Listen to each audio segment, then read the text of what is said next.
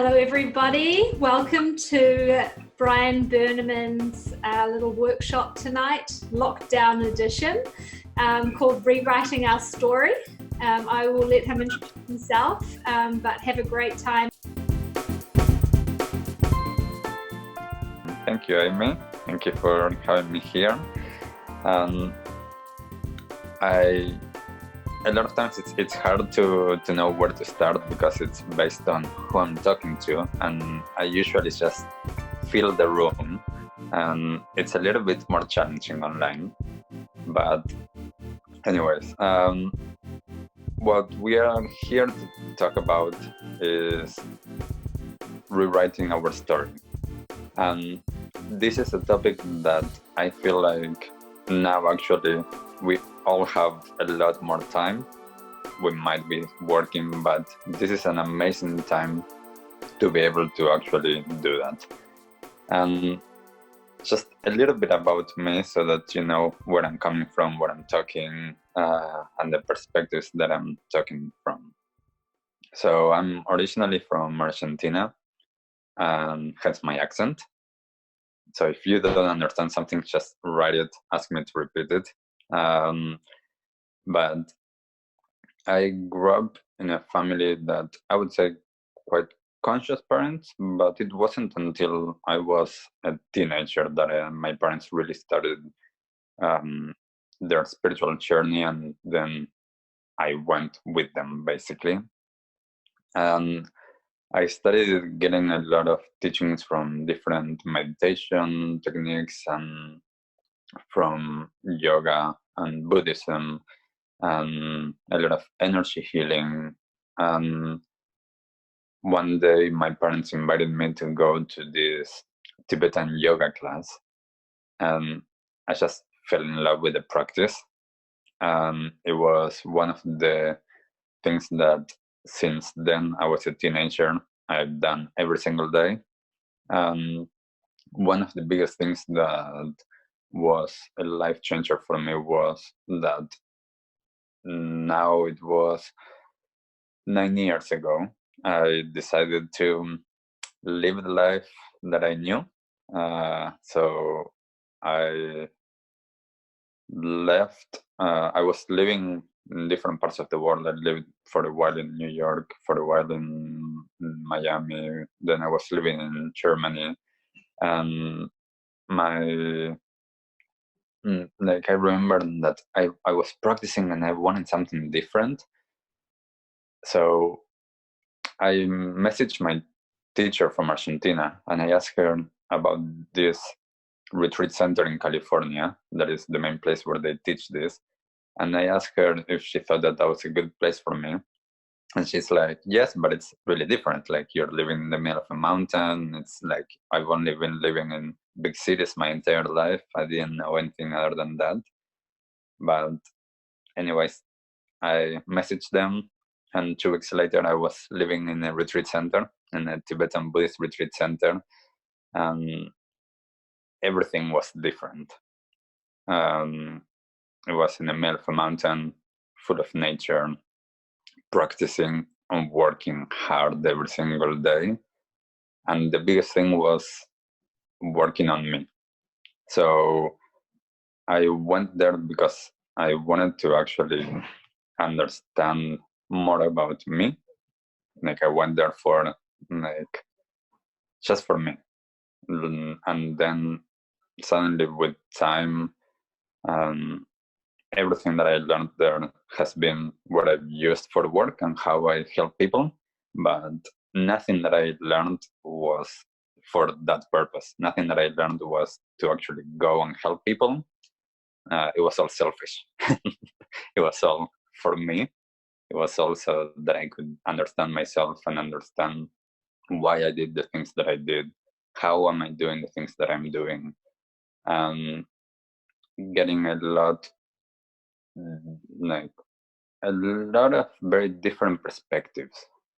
And this is something that I feel like having that openness to that change and to that which is different has been one of the biggest tools that I've been able to learn. And that was a little bit of my path. And since then, now I've been living here in Auckland for the last 5 years. I've been just sharing this. I've been working, helping people, and creating events and gatherings and connecting with awesome people like all of you here. And I just share what I have learned. Everything that I shared is based on my experience. I try not to share anything that I haven't actually experienced myself. So we're now in an amazing time. There's this huge shift that is happening. And from a spiritual perspective, we've been on this shift now for almost a decade, I would say. And there's a lot of people that started like with this 2012 thing of the Mayans, and that same energy is the same energy that we're having now. And there has been a huge shift energetically, but also now we're seeing that shift on a very solid and physical reality. So we are in this moment that I believe that it's a wake-up call. This is as far as what we know, it's like for the entire society. And how do we choose to engage with what is coming and what it is up to us. So a lot of times I'm talking with people and I'm telling them, like, this is an amazing opportunity. How will the world look after this? And for me, it's how we create it. It's not about waiting for something to happen. It's about actually doing it. And it's the same for us. So now, like, most of us have the opportunity and the time to be able to do that. Most of us have the time to be able to sit at home and perhaps reevaluate things, do things differently. And this is what I want to actually create this space from. So when was the last time that we had this opportunity in our lives? Even the ones that we are working a lot, like, when did we have the opportunity to actually be at home with our families or with ourselves and take the time to do that? Because now we don't have to commute, we don't have to go to any like physical events, there's no like transportation that we need to go anywhere, so we have a lot of time. So what are we doing with that time? I believe that this is the time for us to connect deeper and to understand if I am living the life that I want to be living. So I'm not sure if I'm going to be able to actually get a response here because everyone is muted, but are you living the life that you want to be living? Like, that is one of the biggest things that I invite you to ask yourself. Are you living the life that you want to be living? Awesome, Amy. Yes, I love that. Some of us are living the life that we want. Yes, Sarah. Some of us are not living the life that we want. So, nothing wrong with not living the life that we want. This is why we're here. This is why this moment actually is what matters. I always find that my biggest teacher is my inner world. My inner world, which I talk about it a lot in terms of feelings.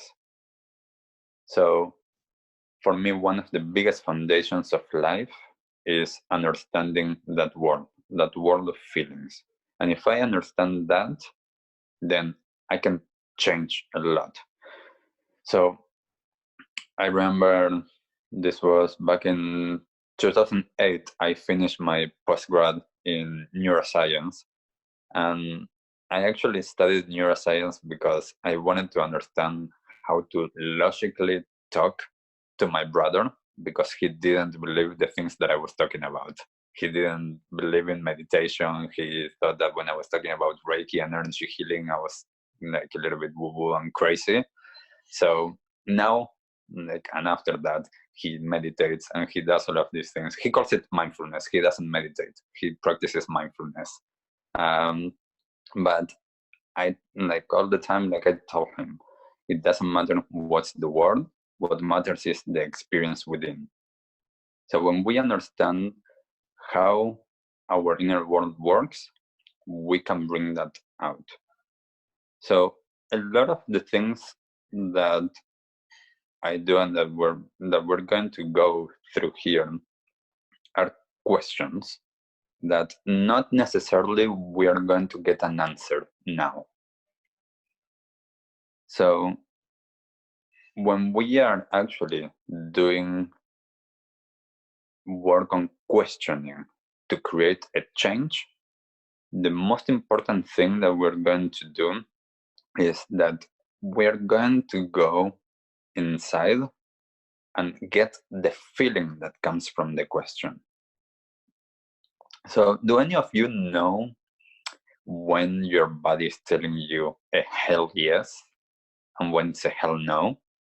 When you have to do something and your body is like, yes. That, if you know that feeling, it's easier to actually create the life that we want. When we don't have the tools to do that, it's a little bit more challenging. So when we are going to talk with some questions, the main thing that I invite you to do is to feel what comes up from that question.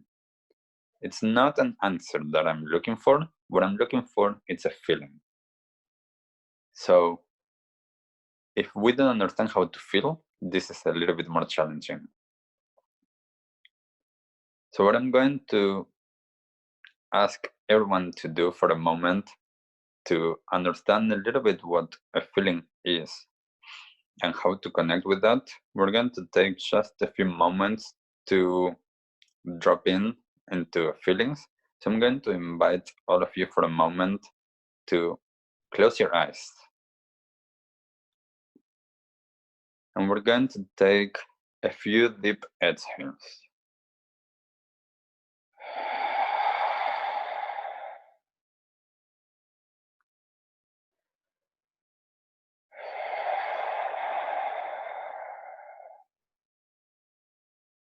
And as we exhale, I'm going to invite you to let go of whatever came before. Let go of the past.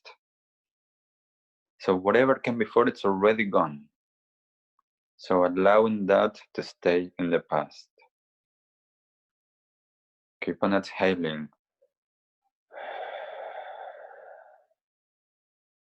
Allowing whatever needs to happen afterwards to stay in the future, because that's not here yet.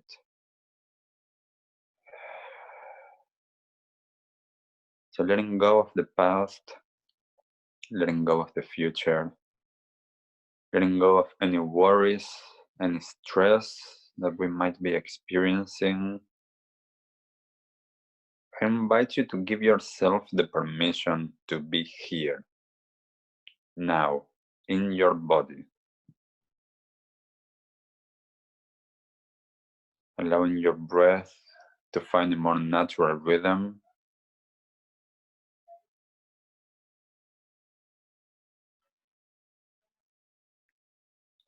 And I invite you to go in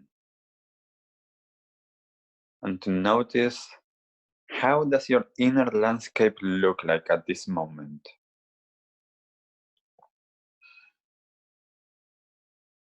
Try not to judge it, try not to label it, just noticing. Noticing any feelings and sensations.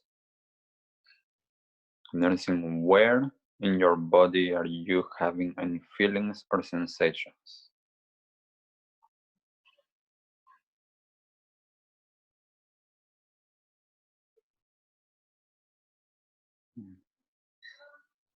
And the more that we can stay connected with the feelings and not with the words, not with the naming and the labels of it, the more that we understand the world of feelings.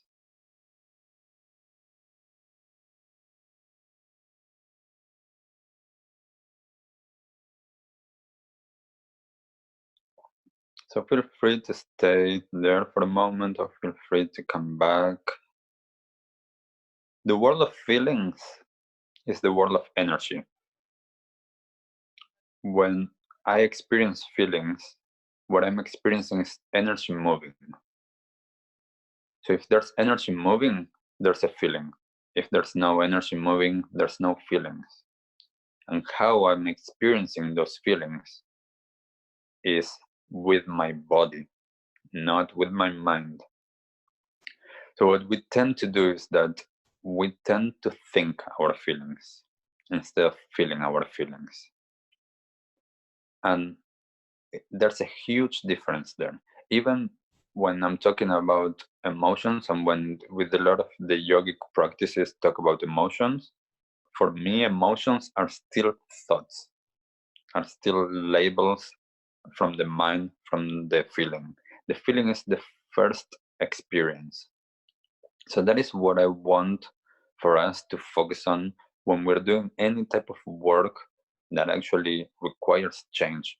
Because when we try to work with the mind, it's super challenging because the mind only knows what it knows.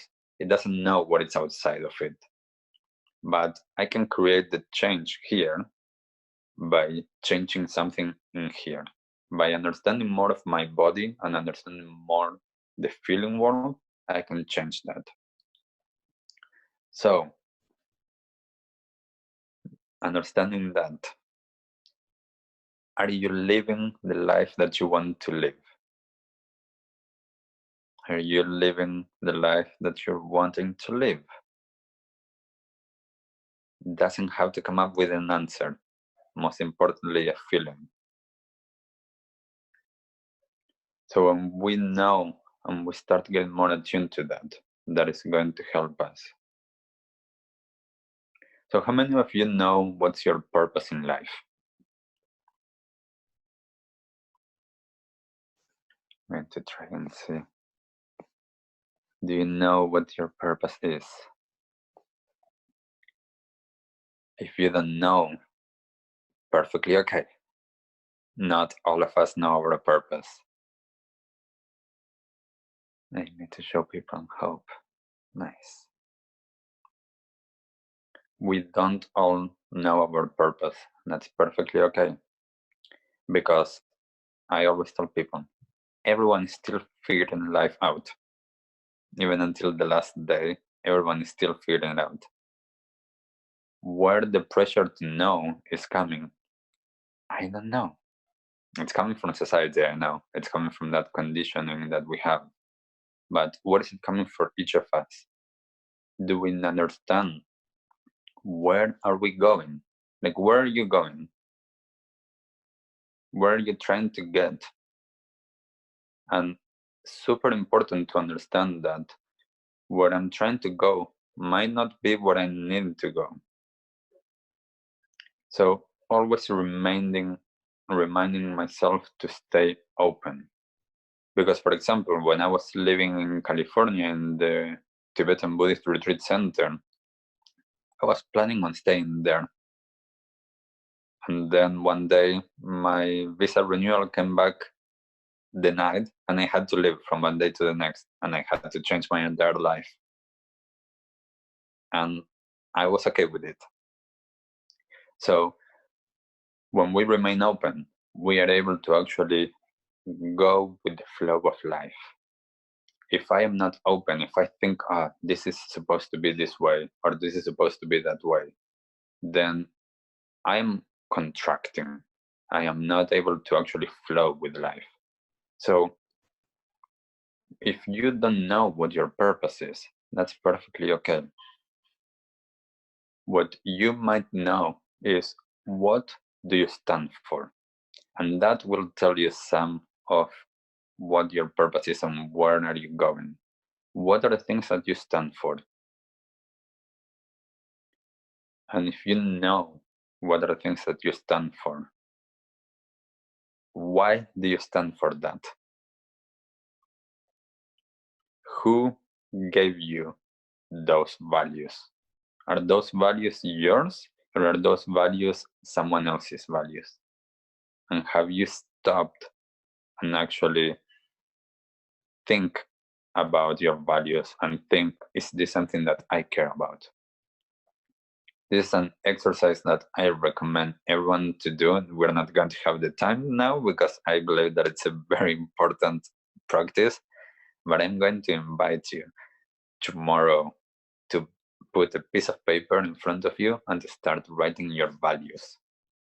And if you don't know, go to Google and put values and start writing all of those words that actually resonate with you. When you do that, after you do that, go through each of the ones that you actually written down on your piece of paper and take a moment to feel into them and to feel, is this something that is my value, or is this something that my society, my culture, my family put and conditioned me into having? Because a lot of the values that I used to have are not the same that I have now. The values that I was able to actually understand that were part of my family and not mine, now I was able to change. But until I questioned that, I wasn't able to do that.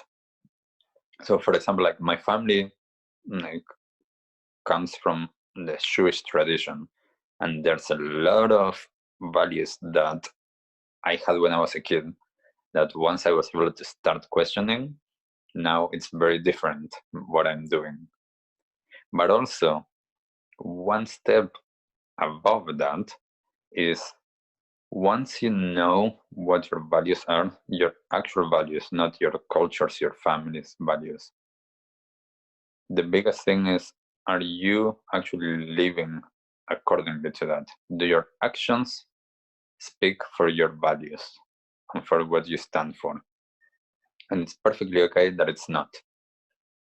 The more that we can, the best, but it's not always easy. It's not always the convenient thing.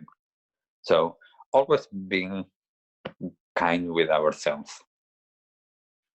So if I'm kind with myself, I can continue step by step by step by step to create the change that I want. I won't be able to change everything like that. Sometimes you can, but it's easier to actually go step by step into creating the life that we want. So when we are trying to change, how do we create that change? And I always say step by step, because we have been habituated and we have this pattern that we have created in our lives. And those patterns are super strong. And for most of us, have been there for what, 20, 30, 40 years, however long we have been living, they have been there. So it's not as easy as saying, I'm just going to do this and I'm going to change. There's things that we are ready to change from one moment to the next, but there's things that we need to understand that it's going to take time. So actually having the discipline, having the patience to work with that which I want to change is what is going to help me to stick with it. So there's something that I learned actually when I was studying neuroscience that a lot of people that I didn't know before, and I think that a lot of people still don't know. A lot of people think that to change a habit, it takes around 20, 21 days, 30 days. That is only for some people. We actually have some people that can create the change at 20 days, and some people that it takes up to 68 days. So if you have ever tried to actually do anything differently, like to change a habit, and you did it for a month and it didn't stick, it's because you're not one of the persons that change with 30 days. You need at least 68 days. So every time that I'm working with my clients, I tell them everything that we're trying to do for 68 days. If you're the person that actually creates the change in 20, awesome. Then the other 48 are going to be easy. But if you're not, if you only do it for 21 days, you're not going to create the new. So making sure that as we start to create the new, that we actually understand that that takes time. So how are we going to make sure that we stick with it? A lot of times, some people are very good at keeping themselves accountable. A lot of times it's this. It's actually being part of a group, being part of a collective that everybody knows that we're trying to do something and everybody can keep us accountable. So, like, if we have a coach, for example, then the coach keeps us accountable. If not, how are you making sure that you're keeping yourself accountable for something?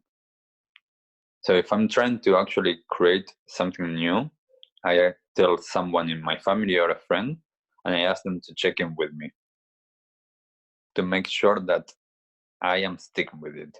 Because also there is something about that, it's a small pressure of someone else knowing that you're supposed to do something. Like if nobody knows that you want to change something, nothing is going to change. That's okay, nobody knew.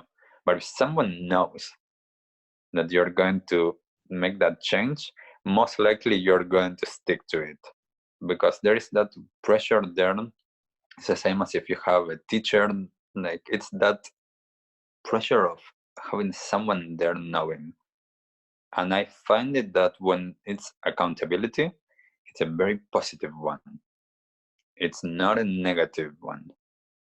So when we understand and we have our values, when we understand a little bit the world of our feelings, where are we trying to go? So when we take this time now to understand that the world, once this situation ends, it's not going back to what it was. I don't know how it's going to look. I believe that it will depend on us, how it's going to look as a collective, but it's not going to be the same. So what better time to actually reinvent ourselves and how we do things? So when I understand, okay, I have whatever amount of time is 2 more weeks, 5 more weeks, 3 more months, I have no idea how long this is going to be. What would my life look like if money and time wasn't in the way? If money and time wasn't in your way, what does your life look like? And there is something, and I remember when I did this exercise with one of my teachers, and he was telling me everybody's just going to think going to the beach, going to travel and stuff like that. That doesn't last that long. Because he told me, work, now we have a completely different relationship than what work is supposed to be. Work is supposed to be the way that we are showing the world who we are. It's the way that we engage with the world. It's the way that everybody else understands what my gifts are and what am I bringing to the table. And my work is doing the talk. I don't need to talk because everybody's seeing what I'm doing. So we have that innate need to actually do that. So a lot of times I would tell people, if this is easier, what would you volunteer? Like if you would actually have the time and the money to do any kind of work, what would you be doing?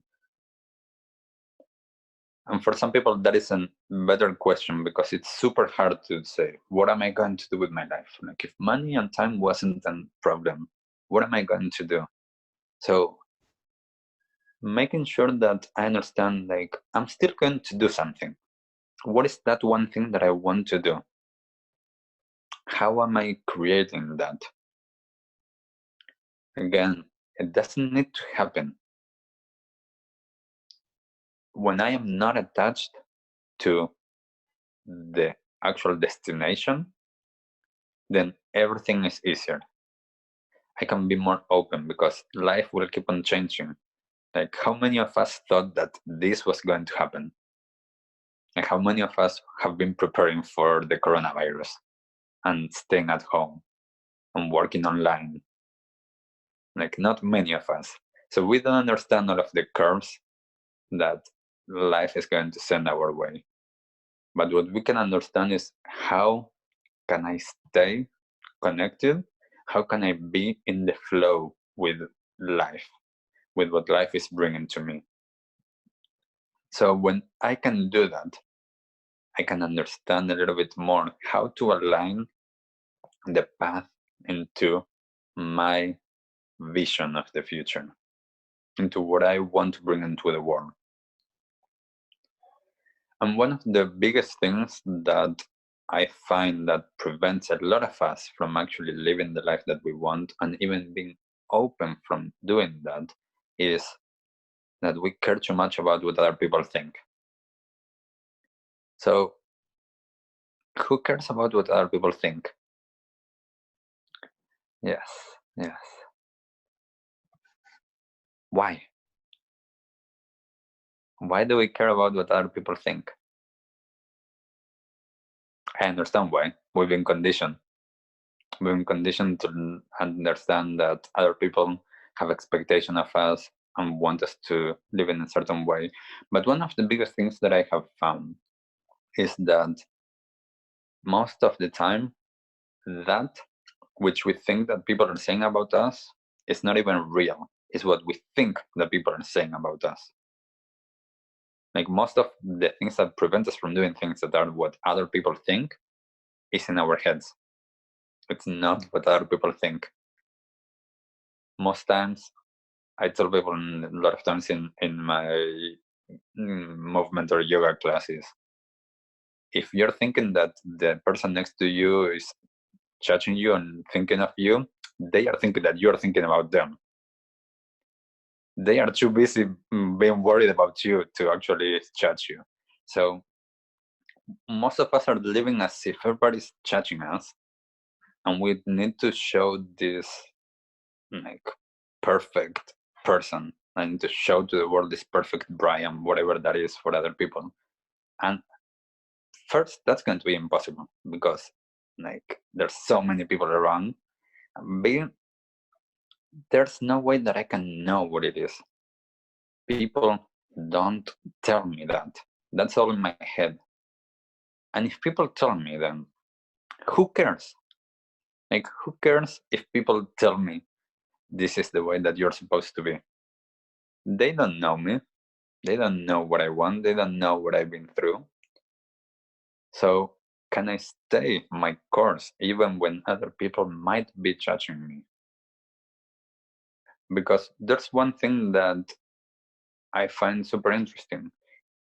Everybody's unique, everybody's their own, but somehow we're all trying to fit in the same place. We're all trying to do the same thing. If I try to actually do what other people are expecting of me, or that I think that they are expecting of me, I'm not going to live my life.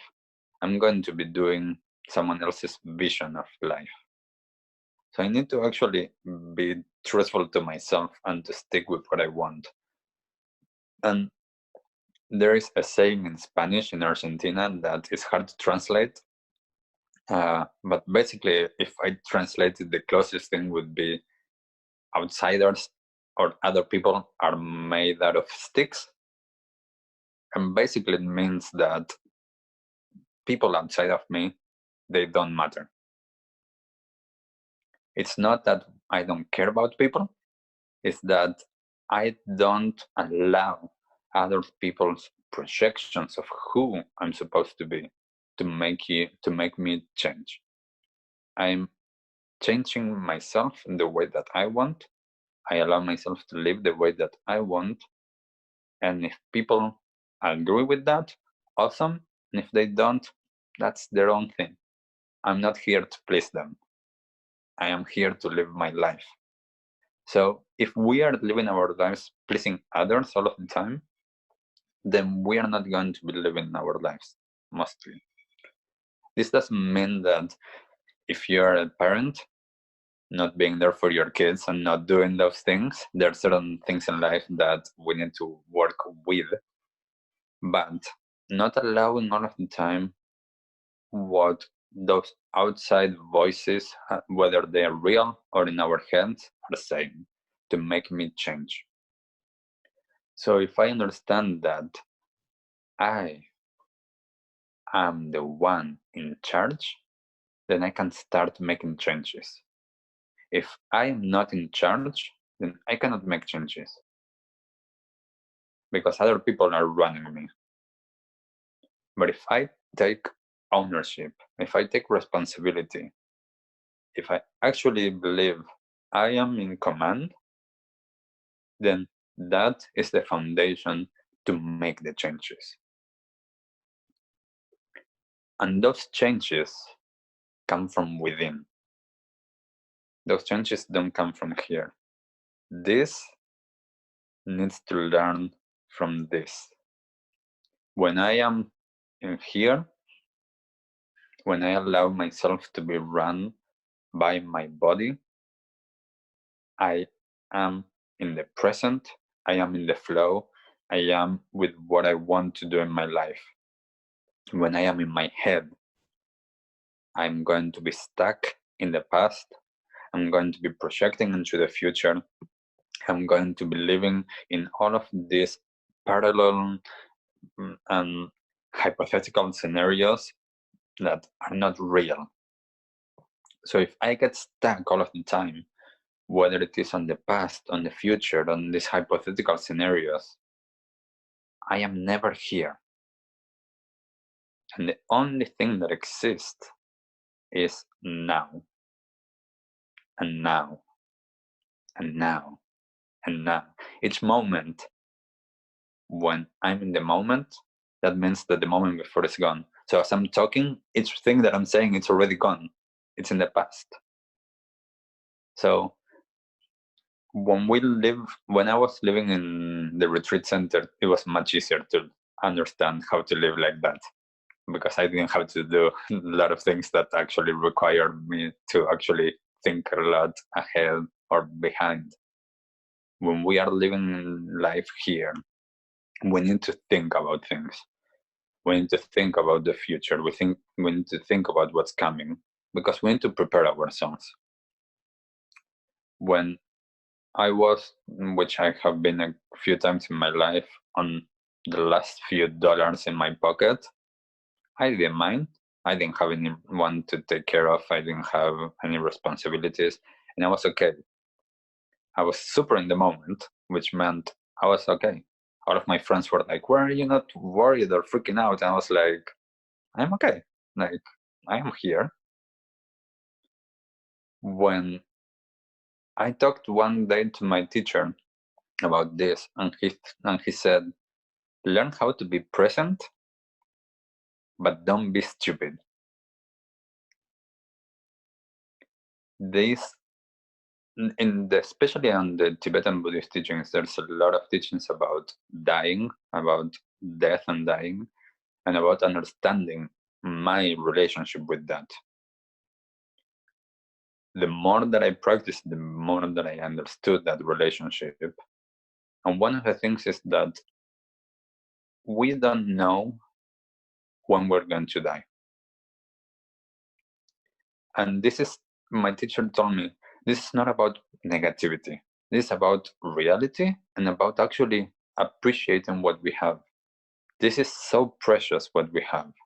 Whatever the circumstances are, the fact that we are alive and we here on this call, if we are looking at this, we are privileged. whatever our circumstances are, better or worse, we are privileged. So being grateful for the precious life that we have, with the knowledge that I don't know when my last moment is going to be. And when I understand that I don't know when my last moment will be, that is the fire for my living, for making the most of my life, because I know that I don't know when the last moment is going to be. So what am I waiting for? What are you waiting for in your life? He said, we were working on these teachings one day, and he said, there's two main questions that are super important to create change. One is, if not you, who? So if not you, who is going to do that? Whatever that is. And that is for small things at work, like on the street. If you find that there's a piece of paper on the street, on the floor, who's going to pick it up? If not you, who? And if not now, when? When I don't know when my last moment will be, what am I waiting for to create the change? And at the beginning, when I heard these two questions from my teacher, I thought, this is actually all about understanding the present moment now. It's like, okay, now I need to go and I need to grab life, like, and actually do everything. And then with time I understood it's not exactly like that. Yes, that's an aspect, but also it's about understanding not everything is about me and not everything I need to do. So if not me, who? Perhaps it's someone else. I don't need to do everything. Perhaps there's someone else that does that, and I can tell them, hey, that piece of paper needs to get picked up, or that work or that task needs to get done.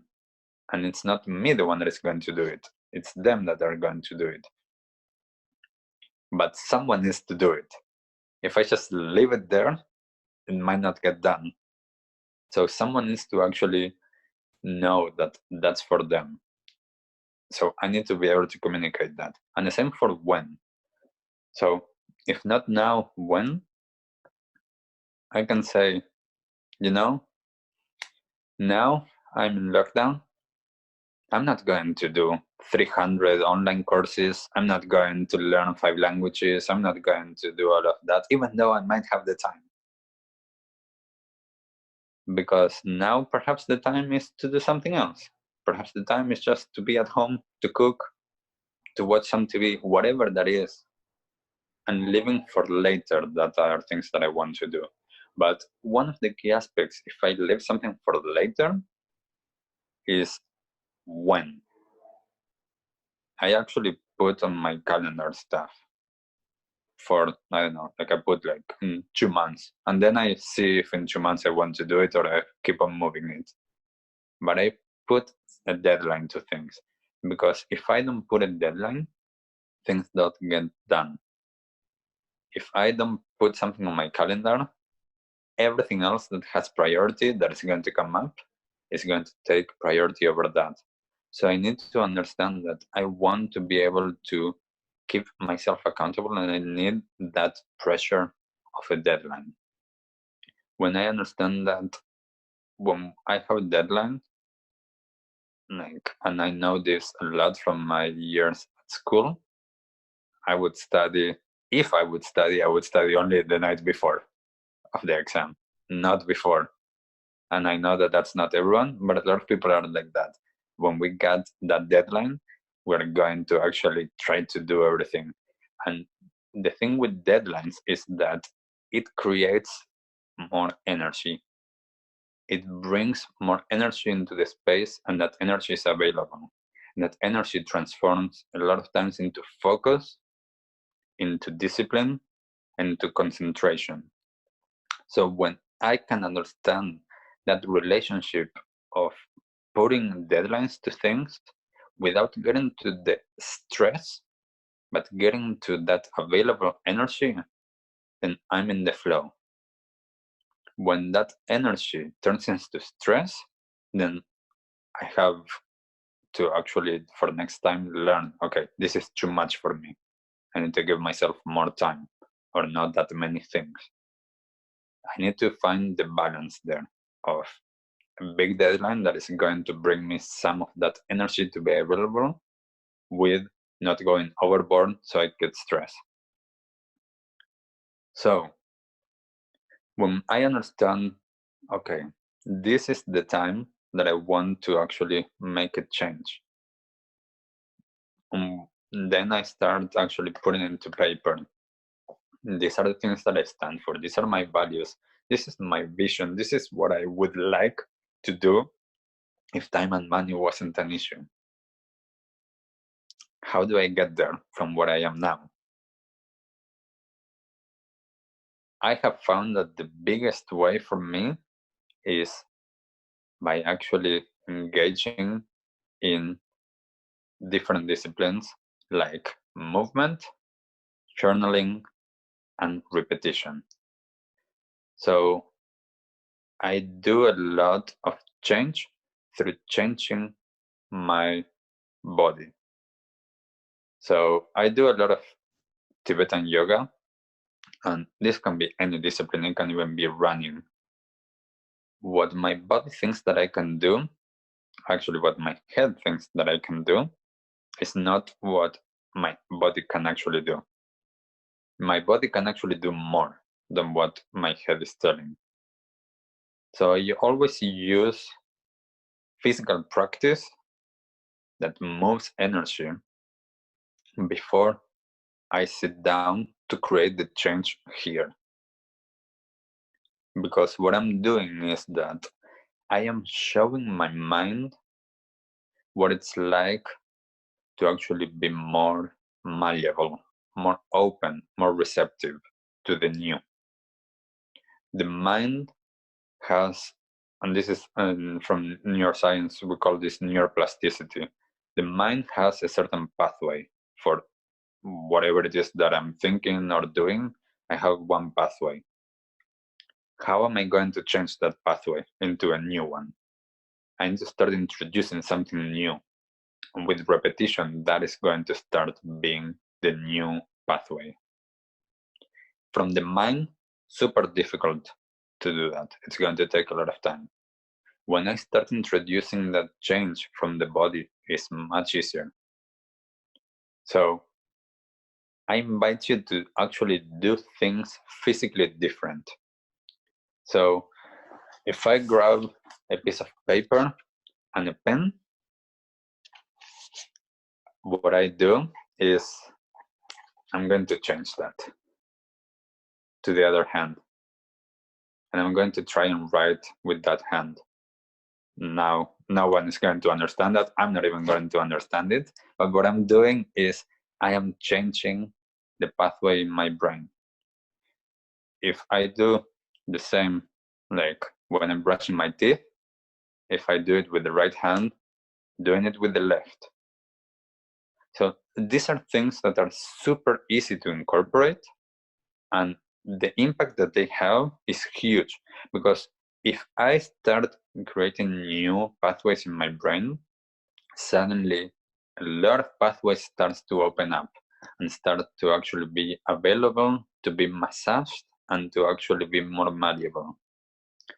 So making sure that I start with the small things enables me to do the bigger things. If I eat with the fork on the right hand and I cut with the left, changing that as well. Making sure that those things that we do every single day, or I hope that we all do every single day, eating and brushing our teeth, we can actually use that time to create change here. And the impact of that is huge. if we can do other things differently as well. I usually tell people when I'm working with them, and this was what I did, and I did this actually for quite a long time, and I don't expect people to do this. Go as slow as you can. Move as slow as you can. If you have the time now at home, go as slow as you can. If you need to cut food, if you're cooking, make sure that you do it as slow as possible. If you're walking from your room to the kitchen or to another part of your house, walk as slow as possible. When we move slowly, what we're doing is we are allowing our body to feel. We're allowing ourselves to process the experience. So the feeling world is going on a very, very different speed than the thought world. This goes way, way, way slower. So when I understand that I need to actually engage more with that world to create the change, I need to start slow. Because for me, in order to move on, what has been holding me back and what my conditions have been, I need to actually release whatever is stuck. So from an energetic standpoint, when I do a lot of my classes, I talk about this. I talk about energy blockages. All of what I haven't allowed myself to process in my lifetime is stuck as energy in my body. Everything that I didn't allow myself to experience. So if I allow myself to go and find those blockages and to release those blockages, then that which has been holding me back is not going to be there anymore. So now there's energy available for the new. So I do this a lot with my body. I go into my body and I move slowly. And as I move slowly, I start noticing, okay, there's a blockage here, there's a blockage there. How do I notice when there's a blockage? A few things. One is I start holding my breath. If my breath is not flowing naturally, I am contracting. There's a blockage there.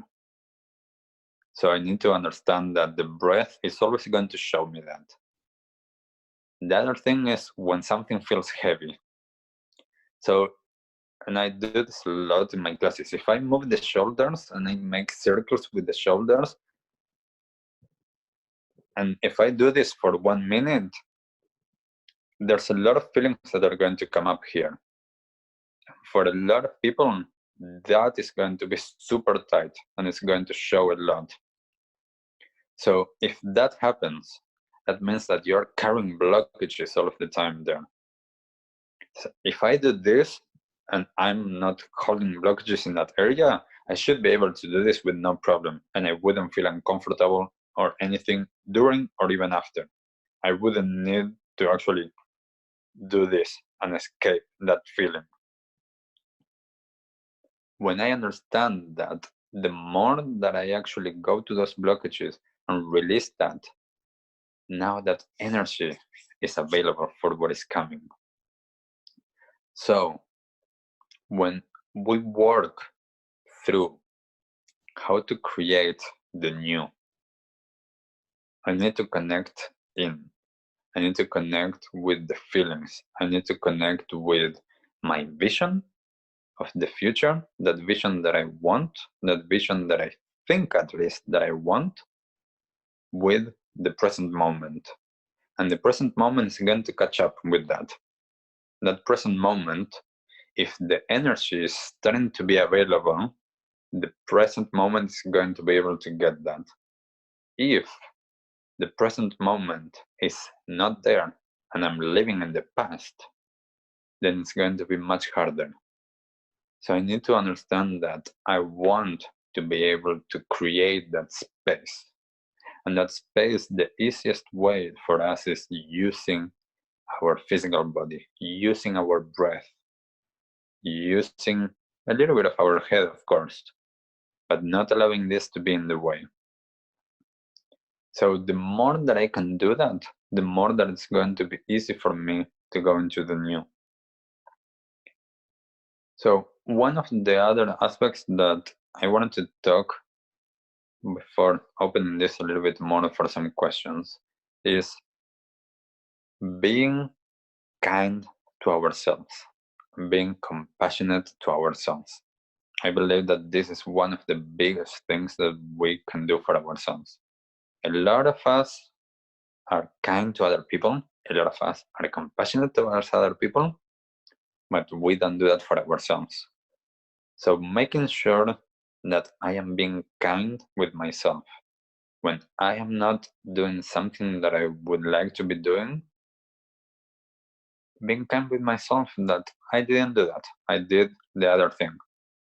If I am not living the life that I want, being kind with myself and allowing myself to understand I am doing the best that I can where I am now with what I know. Because if I knew better, I would be doing something differently. So accepting where I am, to actually accept me. I am not perfect, but I am doing the best that I can. Just like the same, I believe, for everyone else, I do that with myself. I am not perfect, but I'm doing the best with what I know and how I know. And as I am being kind and I am not judging myself, I am also releasing the hold of that judgment, and I'm not sticking with that is in the past, because all of those things come from my past. Whenever I think that I'm not doing the right thing or the best thing, where is that coming from? Like, who says that? I know that it's in my mind, but who says that? Like, I use that question a lot in my mind whenever there's a judgment. Like, I ask myself, who says this? Where is that coming from? Because it doesn't matter. So if I understand that that is the way for me to get to that place, being compassionate, being open to the new energy and going to there, knowing that there is something, and I don't need to know exactly what does that look like, but there is something different, then I can go to that place. Okay, I think that I've been talking for quite a while, and I would love to actually hear or something, some questions, or someone sharing something to know if we are on the same frequency or if something that I said actually makes sense. Thanks for that, Brian. That was super interesting. There was something that I was just wanting to ask, actually, when you were saying about why do we care what people think? I guess one of the things that I thought is that humans always crave sort of acceptance and a sense of belonging. So is that one of those things that you'd think that's just what we think we need kind of thing, or what society tells us we need, but we don't actually need it? Yeah. So there is something that is interesting, because so when we're growing up, we actually need this. We need to fit in. Like between the age of, depending on the kid, but between the age of 4 and 8, when we start turning from the need to fit in into our immediate family to start fitting in with friends, and we start looking that outside, we live all of our, up until our, I would say, our early 20s with that, which is, I need to fit in. I need to find that place that I actually belong, that thrive, and trying to go outside and do that. The thing is that we got stuck there. We are no longer teenagers. We don't need that acceptance as much as we did back then. We still are social beings, and we still need to be part. But if I am not acting in accordance to who I want to be, just so that I can fit in with my group of friends. And my group of friends, the group of friends that I need. So this is not about leaving like my group of friends or anything. This is about me understanding that I needed to fit in to survive. At least in my head, I needed that when I was a kid and a teenager. Now I don't need that. So can I be with what I feel like I need to do and not caring about that? Because like we still have that group, like we still have that conditioning. So this is about that undoing and that understanding that yes, this has a hold on me, but how can I actually start releasing that? And a little bit is actually in for like I don't want to use any bad words, but who cares? Like who gives about what our people think? So it's just understanding that yes, it was a really necessary thing for me when I was growing up, but now it's not longer there. I don't need to please anyone now. Like I'm not going to die if someone doesn't like me. And if someone doesn't accept that I'm choosing to do that instead of that. Or if I'm going to start like eating vegan or paleo or whatever, if my family doesn't do that, like, I'm still going to be okay. There might be some challenges, but it's about understanding that yes, that serves its purpose. Now it's no longer necessary. Yeah. Interesting, thank you. Mm-hmm. Okay. Anyone else? Cannot see the chat. Let me see. Yes, Amy. When you start actually doing that, you start actually finding the people that are in your same wavelength. Like the more that we start and like being different, we're going to find the people that actually start being in that same energy. This is like finding your tribe, finding your space. There is people that are going to come there. Like yes, it might be a little bit different. Oops, what happened? Okay. Like it might be a little bit different and a little bit more challenging sometimes, but do I want to get stuck into not changing just because I'm going to lose my group of friends? Like, and it's okay not to want to lose my group of friends. I'm not saying like again, change your entire life, move countries like I did, and go to a Buddhist temple and live there for a few years. Like that's not for everyone. What is for everyone is to be able to actually be true to ourselves and to be able to live the life that we want according to that. And this is such an amazing opportunity because we have the time to rethink how we're doing things. Like I know that, like I was talking earlier with my brother, and even though his kids are driving him nuts, he is loving it. He's loving that he's actually all the time at home and being able to stay there and being able to actually have all of these interruptions because now he's able to actually be at home with his kids. So even though things are challenging, I don't know what things are going to look like afterwards. Like I don't know if I'm going to have to continue doing things online or if I'm going to go back to doing gatherings and events in person, or like is money still going to exist? Like I don't know what's going to happen, but there's a lot that can be said there.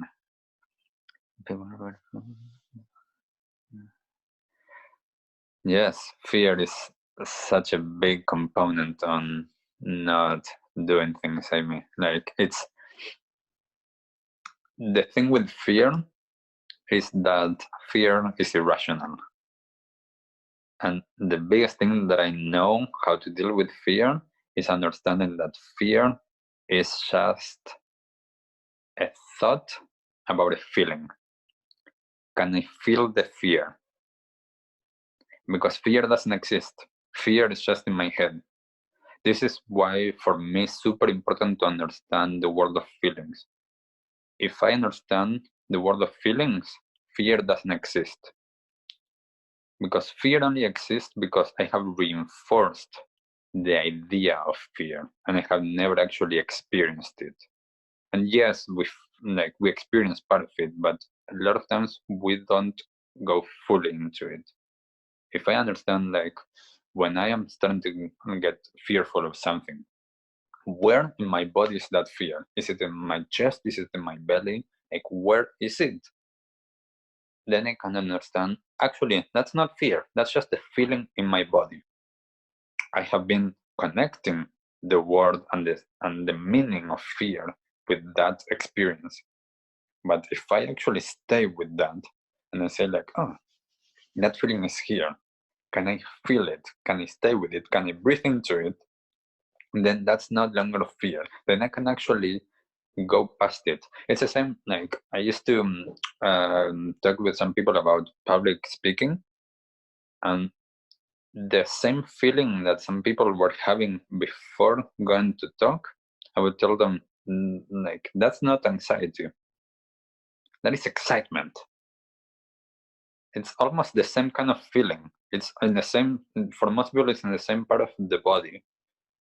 But changing the attachment, changing that little word can do a lot. So the more that I'm open to actually saying okay, let's stay out of here for a moment and let's go into here.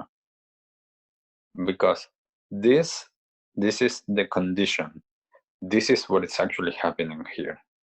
So if I can stay with that feeling, I can work with what is in this moment, and I can go past it into what is coming.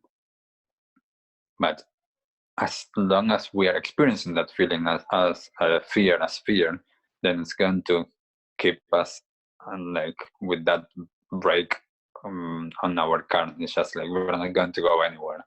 It's just understanding, how do I work with that? I work with my body, with my feelings. Okay. Anyone else? Questions? Sharing?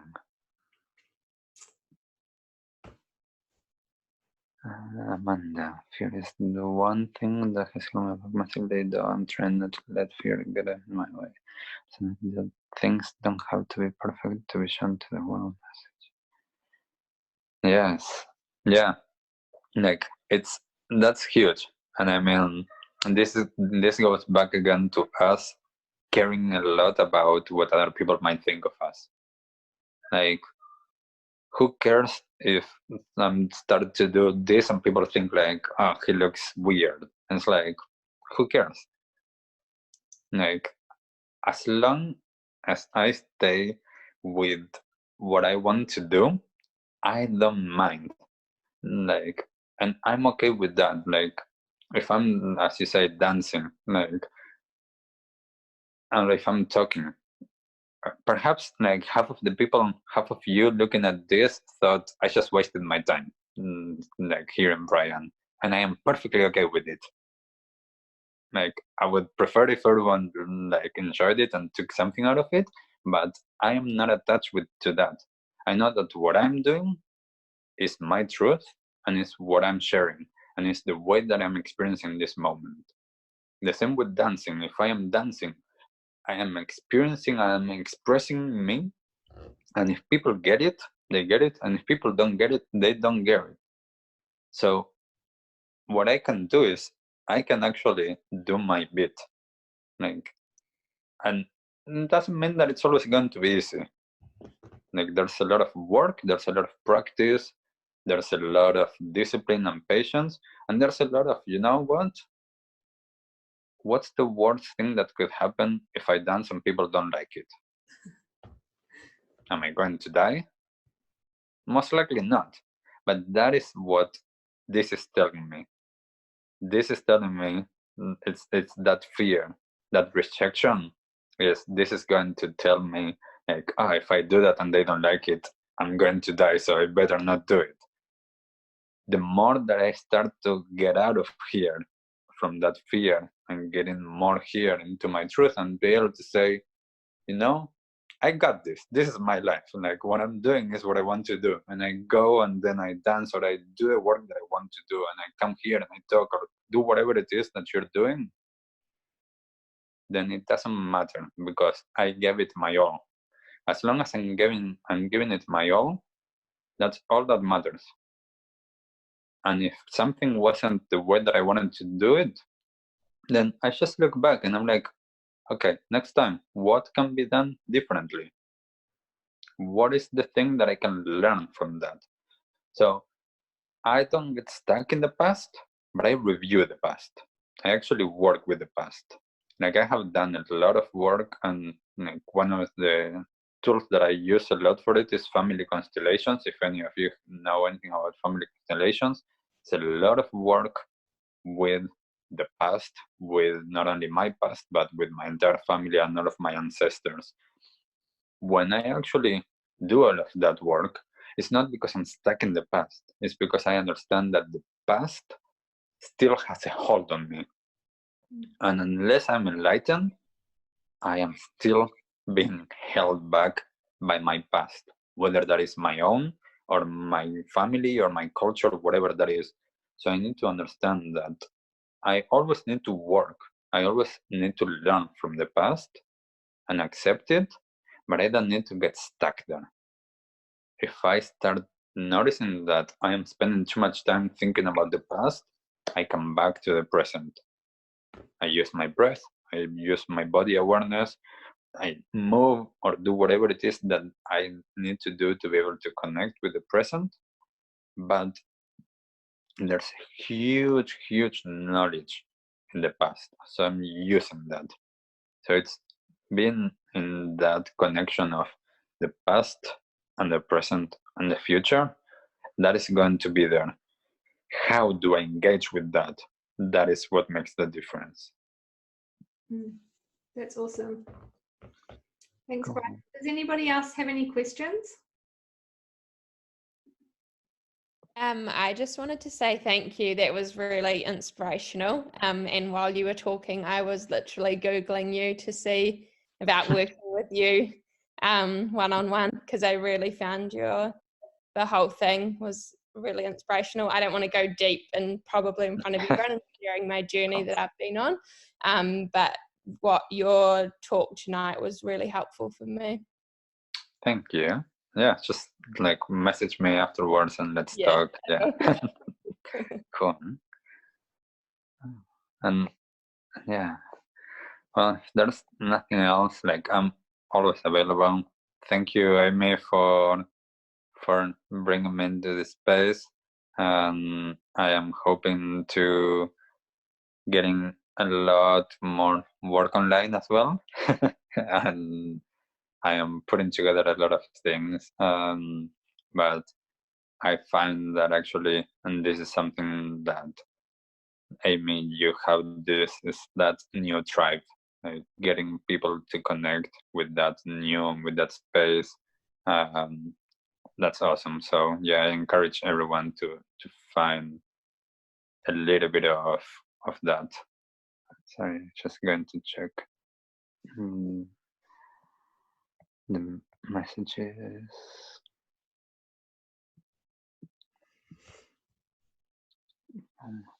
Sarah, do you mean doing meditation now?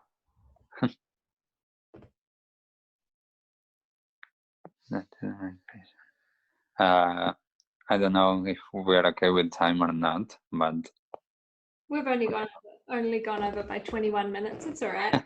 We're living in the present. I don't think anybody's got anywhere to go. But we could definitely schedule Brian in to do a little meditation before our class one Wednesday, couldn't we, Brian? Yes. And as long as we're in lockdown and I don't have to be in other places and I don't have another class in that moment, I'm available. I will be booking you in. Awesome. Thank you. Thank you, everyone.